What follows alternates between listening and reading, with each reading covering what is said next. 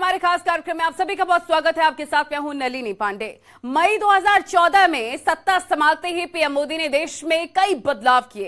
इसके साथ ही समाज सुधार के लिए कई अहम अपील भी की, जिसका नतीजा आज 9 साल बाद भी देखने को मिलता है। प्रधानमंत्री मोदी ने इन 9 सालों में 9 ऐसे रिफॉर्म किए हैं जिसमें जनधन योजना, स्वच्छ भारत अभियान, खुले में शौच से बड़ी मुक्ति और बेटी बचाओ बेटी पढ़ाओ भी शामिल है। महामारी में अपील का भी असर साफ तौर पर नजर आया है। नमामि गंगे अभियान, उज्ज्वला योजना, परीक्षा पर चर्चा और मन की बात कार्यक्रम।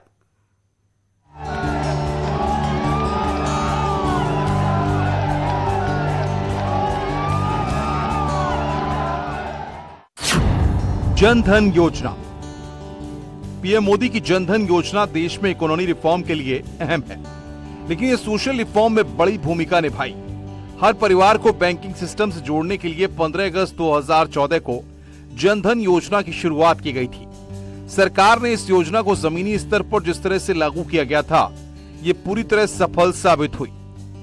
इसके बेनिफिशियर्स की संख्या में लगातार बढ़ोतरी हो रही है। पिछले साल 2022 में जहां इसके तहत 45 करोड़ से अधिक बैंक खाते खोले गए थे, तो अब तक ये आंकड़ा बढ़कर 48.99 करोड़ पहुंच गया है। नरेंद्र मोदी ने घोषणा की थी जनधन आधार मोबाइल JAM, और नरेंद्र मोदी ने इसको करके दिखाया।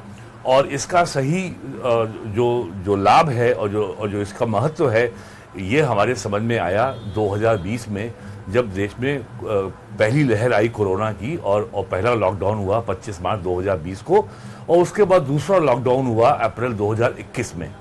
जनधन योजना के तहत अब तक करीब 48 करोड़ लोगों के खाते खोले जा चुके हैं और लगभग 60% आबादी आधार से कवर हो चुकी है। स्वच्छ भारत अभियान।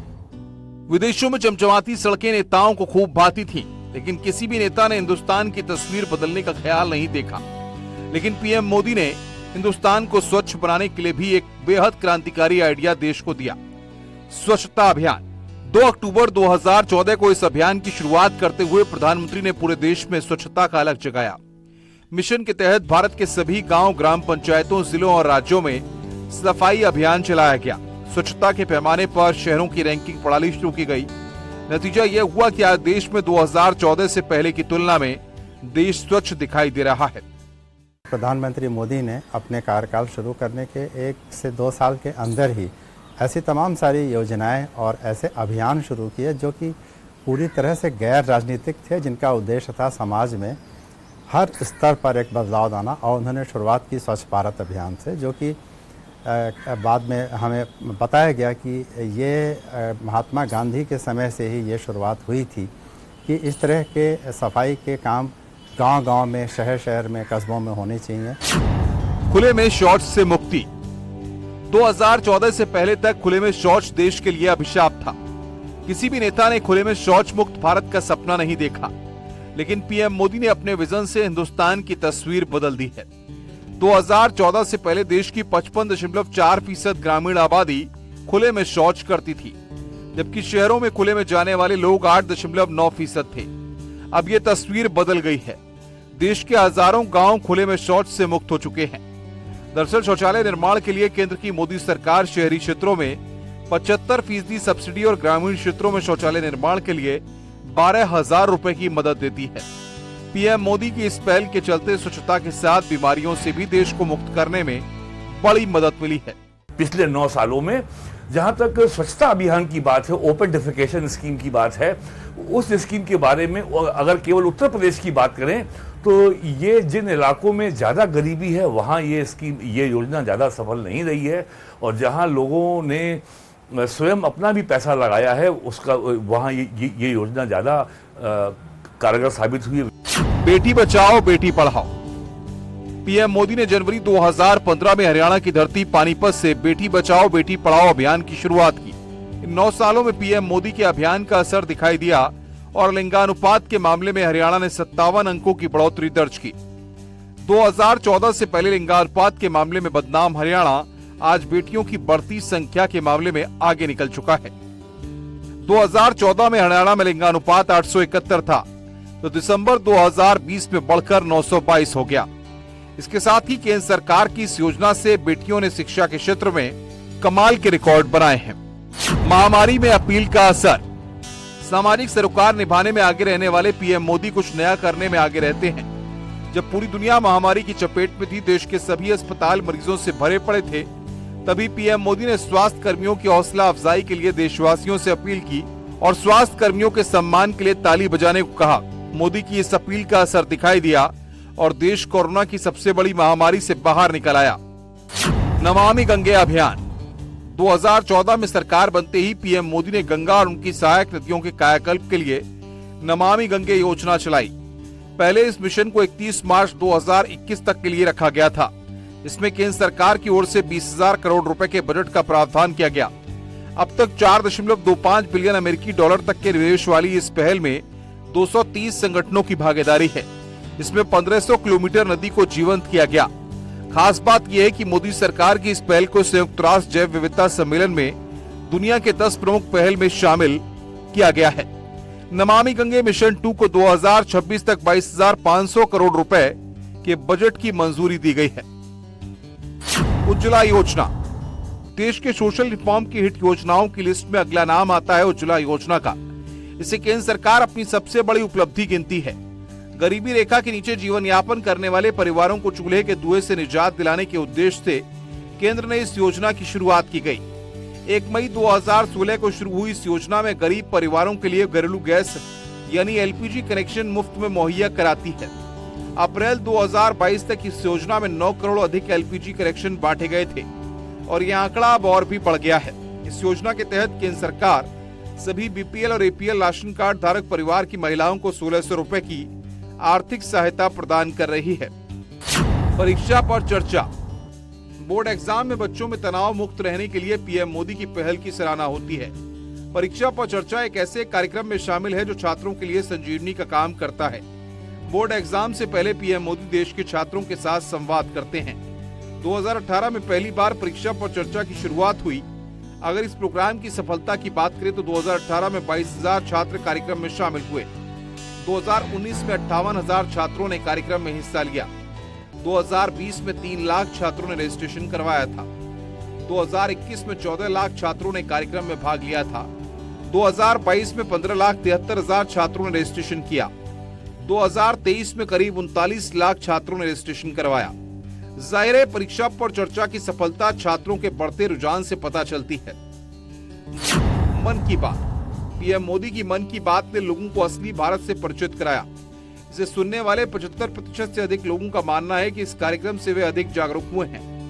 लोगों को उन हीरोज के बारे में भी जानकारी मिली जो भारत के दूरदराज इलाके में निस्वार्थ भाव से लोगों के जीवन स्तर में बदलाव के लिए काम कर रहे हैं। 3 अक्टूबर 2014 से लेकर अब तक 100 एपिसोड प्रसारित हो चुके हैं। 100 करोड़ लोग मन की बात सुन चुके हैं। वहीं 99% लोग इससे वाकिफ हैं।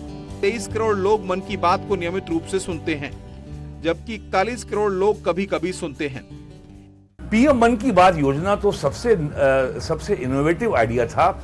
इस योजना के माध्यम से ऐसे लोग राष्ट्र की मुख्य धारा में आए और ऐसे लोग जो लोक कलाओं में, छोटी कलाओं में या हस्तशिल्प में गांव में थे, अननोन थे, अनसंग थे, उन्हें कोई जानता नहीं था। वो कभी दिल्ली की राजधानी क्या, अगर वो उड़ीसा के गांव में रहने वाले हैं तो वो अपने राज्य के जिला मुख्यालय तक नहीं पहुंच सकते थे। उनको प्रधानमंत्री के मन की बात कार्यक्रम के माध्यम से राष्ट्रीय स्तर पर पहचान मिली है। एक रिपोर्ट में बताया गया है कि मन की बात कार्यक्रम ने एक जन आंदोलन खड़ा किया है। इस कार्यक्रम से विकास के प्रयासों को भी बढ़ावा दिया है। इस रेडियो कार्यक्रम ने बड़े पैमाने पर सामाजिक व्यवहार में परिवर्तन किया है। Bureau report, news 18।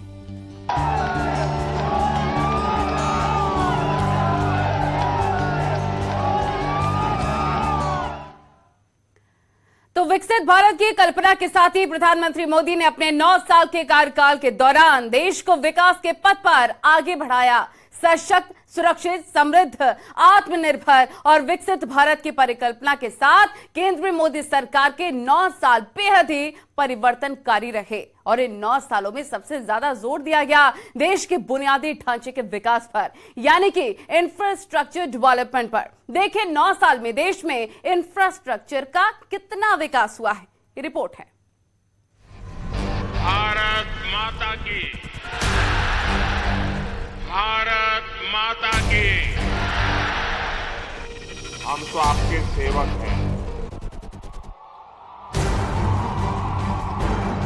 आप जो हुक्म करोगे हम मानेंगे। सशक्त, सुरक्षित, समृद्ध, आत्मनिर्भर और विकसित भारत की परिकल्पना के साथ केंद्र में मोदी सरकार के 9 साल बेहद ही परिवर्तनकारी रहे और इन 9 सालों में सबसे ज्यादा जोर दिया गया देश के बुनियादी ढांचे के विकास पर, यानी इंफ्रास्ट्रक्चर डेवलपमेंट। सरकार के दावों के मुताबिक बीते 9 साल में नेशनल हाईवे 53,868 किलोमीटर, ग्रामीण सड़क 3.25 लाख किलोमीटर, नए एयरपोर्ट 74, रेल मार्ग विद्युतीकरण 40,000 किलोमीटर, बंदरगाह विकास 574 परियोजना, स्मार्ट सिटी 100, मेट्रो नेटवर्क 5 से बढ़कर 20 शहर, high speed train 15, Vande Bharat train, gas network 560 जिले जुड़े। इंफ्रास्ट्रक्चर अर्थव्यवस्था का ग्रोथ इंजन होते हैं और सड़कें तरक्की का आईना। यही वजह थी कि मोदी सरकार ने पिछले 9 वर्षों में सड़कों के निर्माण पर विशेष जोर दिया। कश्मीर से कन्याकुमारी तक, गुजरात से असम तक और ग्रामीण सड़कों से लेकर हाईवे और एक्सप्रेसवे ने देश की दिशा के साथ विकास की रफ्तार को एक नया आयाम दिया। 2014 तक 91,287 किलोमीटर, 2023 तक 1,45,155 किलोमीटर, 2014 में रोजाना निर्माण 12.1 किलोमीटर, 2023 तक रोजाना निर्माण 28.6 किलोमीटर। यानी मोदी सरकार ने कई दिनों के रास्तों की दूरी को घंटों में समेट दिया है। देश के बड़े बड़े एक्सप्रेसवे लोगों की यात्रा के समय को कम कर रहे हैं। साथ ही बिजनेस के लिए भी ये एक्सप्रेसवे काफी अहम है।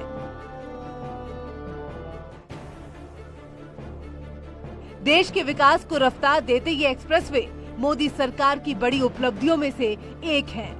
सिर्फ यूपी में ही 13 नए एक्सप्रेसवे की नींव रखी गई, जिसमें 6 चालू हो चुके हैं, जबकि 7 पर तेज गति के साथ काम चल रहा है।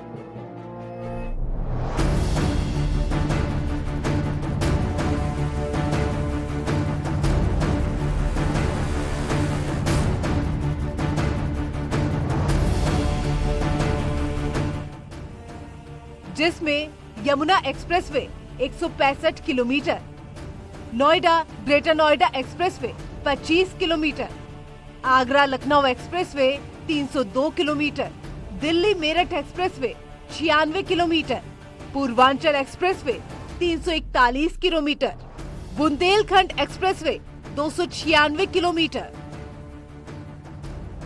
2014 में मोदी सरकार जब से सत्ता में आई है, साल दर साल हाईवे बनाने की गति तेज होती गई है और 9 साल पूरे होते होते मोदी सरकार ने करीब 54,000 किलोमीटर हाईवे का बड़ा जाल बिछा दिया।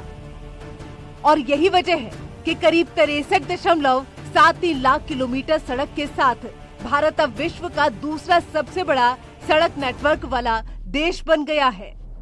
2014 तक ग्रामीण इलाकों में सड़कों की लंबाई भी 4 लाख किलोमीटर से कम थी। आज ये आंकड़ा भी बढ़कर 7.25 लाख किलोमीटर से ज्यादा हो चुका है। आप अंदाजा लगा सकते हैं कि जब गांव में सड़क पहुंचती है तो उसका क्या क्या प्रभाव होता है। इससे पूरे इकोसिस्टम में तेज गति से रोजगार का सृजन होने लगता है। सड़क के साथ साथ सबसे बड़ा बदलाव और विकास हवाई सेवा में देखने को मिला। हवाई चप्पल पहनने वाला भी आज हवाई सफर कर सकता है। इस उद्देश्य के साथ प्रधानमंत्री नरेंद्र मोदी ने बीते 9 साल में वो कर दिखाया जो 2014 के पहले 65-70 साल में नहीं हुए। सरकारी दावों के मुताबिक मोदी सरकार के 9 साल के कार्यकाल में 74 नए एयरपोर्ट बने हैं।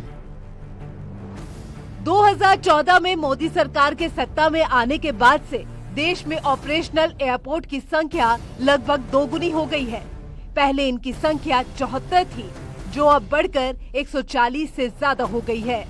सरकार का लक्ष्य 220 नए एयरपोर्ट विकसित करने का है। 2014 तक देश में 74 एयरपोर्ट थे। आज इनकी संख्या 148 हो गई है। हम सभी जानते हैं कि एयरपोर्ट ऑपरेशंस में कितने ज्यादा स्टाफ की जरूरत पड़ती है। आप अनुमान लगा सकते हैं कि इतने नए एयरपोर्ट्स ने भी देश में हजारों नए अवसर तैयार किए। सड़क और हाईवे मार्ग के साथ साथ रेलवे भारतीय अर्थव्यवस्था की रीढ़ है, जिसको मजबूत करने के लिए पीएम मोदी ने बीते 9 सालों में कई बेहतरीन कदम उठाए हैं। हाई स्पीड ट्रेन तेजस वंदे भारत का परिचालन। 2019 के बाद रेल हादसे में एक भी मौत नहीं। ट्रेन की टक्कर रोकने की स्वदेशी प्रणाली TCAS, PP मोड पर स्टेशन विकास और आधुनिकीकरण, ताकतवर made in India rail engine निर्माण, इलेक्ट्रॉनिक इंजन का उत्पादन 30% बढ़ा, 5,885 स्टेशनों पर वाईफाई सुविधा, मालगाड़ी के लिए dedicated front corridor, 40,000 kilometre rail line का विद्युतीकरण। पिछले 9 वर्षों में हमने करीब करीब 40,000 किलोमीटर रेल लाइनों का इलेक्ट्रिफिकेशन पूरा किया है। 2014 से पहले एक महीने में सिर्फ 600 मीटर नई मेट्रो लाइन बनाई जाती थी। 600 मीटर। आज हम हर महीने लगभग 6 किलोमीटर की नई मेट्रो लाइन बना रहे हैं। प्रधानमंत्री मोदी ने विकास की गति को बढ़ाने और टॉप गियर पर पहुंचाने के लिए 15 अगस्त पर लाल किले से गति शक्ति योजना की शुरुआत की। इस नेशनल मास्टर प्लान के तहत सरकार सड़क, रेलवे, बंदरगाह और हवाई अड्डों जैसे सभी क्षेत्रों में आधुनिक बुनियादी ढांचा तैयार करने के लिए काम कर रही है। हमारी सरकार के दौरान पिछले 8-9 वर्षों में कैपिटल एक्सपेंडिचर में 4 गुना बढ़ोतरी हुई है। इससे रोजगार के नए अवसर और लोगों की आय दोनों में वृद्धि हुई है। देश के इंफ्रास्ट्रक्चर को मजबूत करने और 2047 तक भारत को विकसित देशों की सूची में शामिल करने के मकसद से पीएम मोदी लगातार काम कर रहे हैं। इन 9 सालों में कई योजनाएं धरातल पर आ चुकी हैं, जबकि कई पाइपलाइन में जिस पर तेजी से काम चल रहा है। पूर्वोत्तर राज्यों में कनेक्टिविटी मजबूत करने के लक्ष्य से भारतमाला परियोजना, नहरों का नेटवर्क बनाकर पानी की कमी को दूर करना और जल विद्युत उत्पादन के लिए नर्मदा घाटी विकास परियोजना, आर्थिक विकास और औद्योगिकीकरण को प्रोत्साहित करने के लिए दिल्ली मुंबई फ्रंट कॉरिडोर, देश के सबसे लंबे समुद्री पुल Mumbai trans harbour sea link जल्द ही पब्लिक के लिए खोला जाएगा। कश्मीर में चेनाब नदी पर दुनिया का सबसे ऊंचा रेल पुल तैयार हो रहा है। जोजिला और जेड मोड सुरंग परियोजना, ये सभी परियोजनाएं ऐसी हैं जिसके पूरा हो जाने पर भारत इंफ्रास्ट्रक्चर के मामले में अग्रणी देशों में शुमार हो जाएगा। इंफ्रास्ट्रक्चर केवल आर्थिक विकास के लिए ही नहीं, बल्कि सामाजिक विकास और रक्षा क्षेत्रों के साथ साथ जीवन की बुनियादी चीजों तक पहुंच का आधार है। और यही वजह है कि पिछले 9 सालों में प्रधानमंत्री मोदी ने इंफ्रास्ट्रक्चर को नई ऊंचाई देने का काम किया है। Bureau report, news 18।